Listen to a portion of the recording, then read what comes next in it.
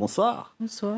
Alors on l'a vu, beaucoup de manifestations organisées depuis hier pour mettre à l'honneur les femmes, les rendre hommage. Pourtant on constate, on l'a vu tout à l'heure, que l'accès des femmes à différentes responsabilités reste limité. Comment expliquer ce paradoxe et comment faire mieux ? Alors, comment l'expliquer ? Il sera difficile de donner une explication comme ça toute faite, à moins qu'il y ait une enquête pour qu'on puisse objectiver cette réponse-là. Mais comment faire ? C'est que surtout, il faut savoir que pour ces questions-là, il faut qu'on ait des opérateurs qui s'engagent sur ces questions. Parce que nous, service de l'État, on est là pour apporter le soutien financier, pour apporter ces crédits d'amorce, mais tant qu'on n'a pas des opérateurs qui s'engagent, comme c'est le cas par exemple sur les violences, on a énormément d'associations qui se mobilisent sur ces questions. Les questions du coup où on n'a pas d'associations ou autres acteurs qui se mobilisent, il est difficile de pouvoir aller sur ces terrains. Il n'empêche, le fait d'avoir quand même ce diagnostic est essentiel parce qu'au moins ça permettra d'orienter notre politique publique en termes de priorité. Alors la femme mahoraise est présentée ici localement comme étant un pilier de la société mahoraise. Pourtant, 36% des cadres à Mayotte représentent seulement les femmes. Alors oui, tout à fait, parce que quelque part, c'est le fameux plafond de verre que connaissent les femmes, et pas qu'à Mayotte d'ailleurs, c'est partout. Après, peut-être à Mayotte, le pourcentage peut être un peu plus élevé, mais ça participe, en fait, ça répond à ce qui avait été évoqué par votre collègue tout à l'heure, les problèmes de confiance, plein d'autres facteurs qui peuvent jouer.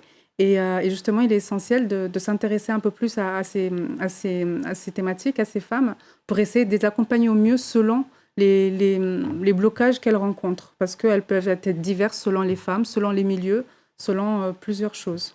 Alors, différentes conférences ont été organisées entre hier et aujourd'hui, et parmi lesquelles cette révélation que durant ces 20 dernières années, la femme mahoraise s'est émancipée. Cette émancipation est-elle vraiment réelle quand on voit aujourd'hui ces chiffres, quand on les constate ? Alors oui, c'est clair que les chiffres ils parlent. Il y a quand même, c'est une réalité qu'on ne peut pas ignorer. Il n'empêche, on ne peut pas dire que les femmes d'aujourd'hui sont comme les femmes il y a 20 ans, par exemple. Ça serait vraiment ne pas reconnaître quand même l'évolution qu'on voit, que ce soit chez les jeunes et moins jeunes. Donc après, oui, les chiffres permettent de dire il faut, oui, travailler dessus, il faut apporter d'autres réponses, que la marche est le chemin est encore long. Il n'empêche, il est quand même, ça serait injuste de dire que tout ne change pas.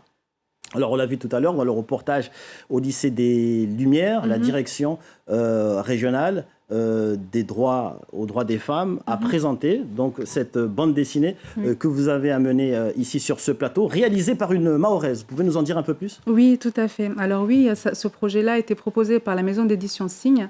Il a été proposé du coup et j'ai fait le choix de vraiment choisir Charifati Soumaïla, une écrivaine mahoraise qui a déjà sorti un premier livre qui s'appelle « Vérité foudroyante ». Et par ses écrits, je me suis dit, tiens, je vais lui proposer ce projet et elle a accepté.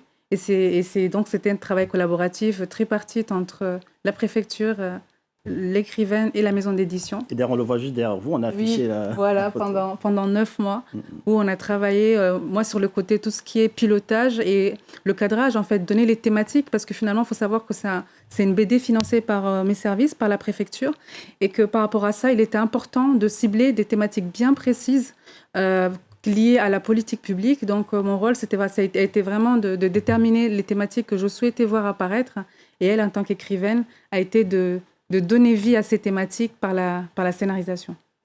Taslima Souleymana, merci d'avoir accepté de répondre à nos questions ce soir. Merci à vous de m'avoir reçu.